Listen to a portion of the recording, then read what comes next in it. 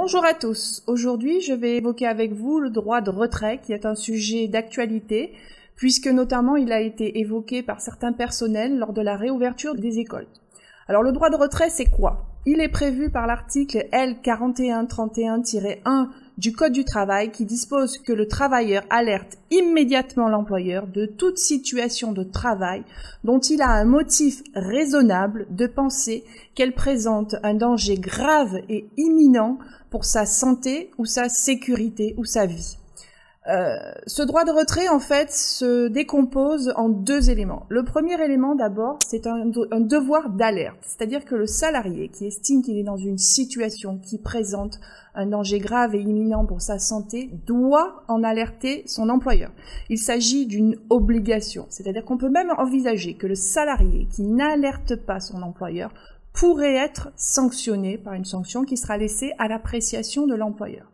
C'est aussi une condition nécessaire à l'exercice du droit de retrait, c'est-à-dire que le salarié qui entend faire jouer son droit de retrait doit avoir au préalable prévenu son employeur. On admet que ce devoir d'alerte peut être aussi concomitant à l'exercice du droit de retrait. Quelles sont les conditions nécessaires à l'exercice d'un droit de retrait valable ?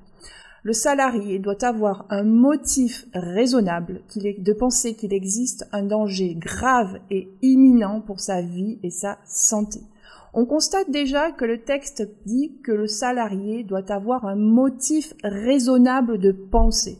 Donc il faut déjà se poser du point de vue du salarié. Le salarié qui, compte tenu des circonstances, aurait eu un motif raisonnable de penser qu'il est en danger, ne peut pas être sanctionné si, a posteriori, du point de vue de l'employeur ou compte tenu des circonstances, on constate qu'en réalité, il n'y avait pas de danger. Donc on parle de motif raisonnable du point de vue du salarié. Après, on doit également être en présence d'un danger grave et imminent.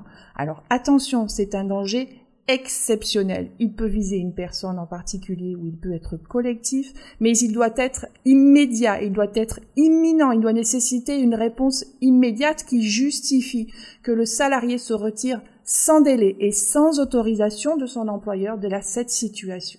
Donc, ça ne peut pas concerner des dangers habituels. La question se pose de savoir comment apprécier ce droit de retrait au regard donc d'une pandémie.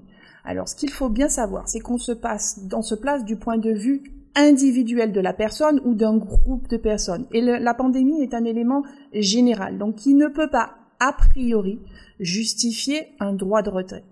Le gouvernement s'est positionné dans son question-réponse sur cette notion de est-ce que, en présence du Covid-19, un droit de retrait pourrait être justifié.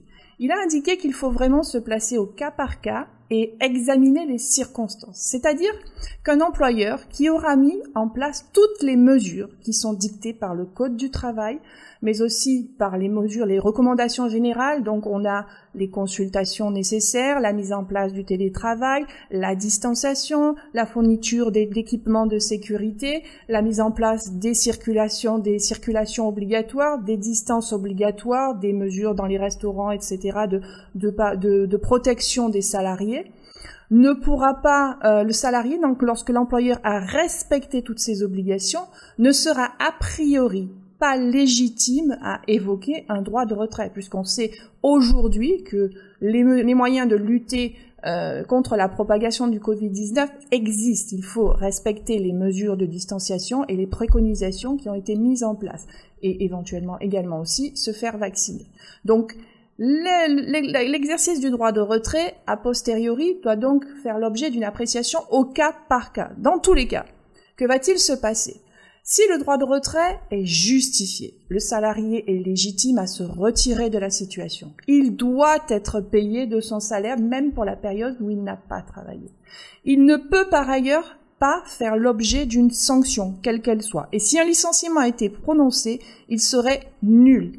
Par ailleurs, ce qu'il faut savoir, c'est que si le salarié fait l'objet d'un accident du travail ou d'une maladie professionnelle alors qu'il a fait son droit de retrait, donc malgré tout, à ce moment-là, il bénéficiera de droits du régime de la faute inexcusable, donc qui est particulièrement défavorable à l'employeur.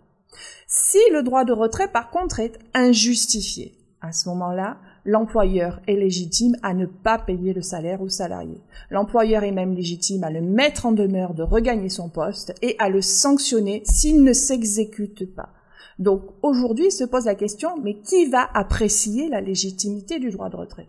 Eh bien, seules les juridictions sont compétentes pour apprécier la légitimité du droit de retrait.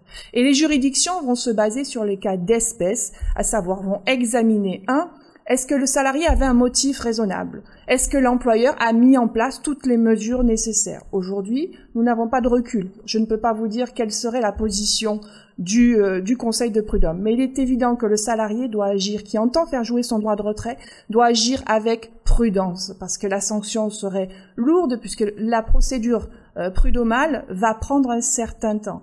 Donc, il est nécessaire, du côté de l'employeur, de se prémunir en mettant en place toutes les mesures nécessaires et d'être en mesure de prouver qu'il a mis en place les mesures nécessaires. Et il est nécessaire aussi, du côté du salarié, s'il estime que ces mesures ne sont pas en place, de se prémunir en réunissant des éléments de preuve destinés à prouver que son employeur n'a pas rempli ses obligations.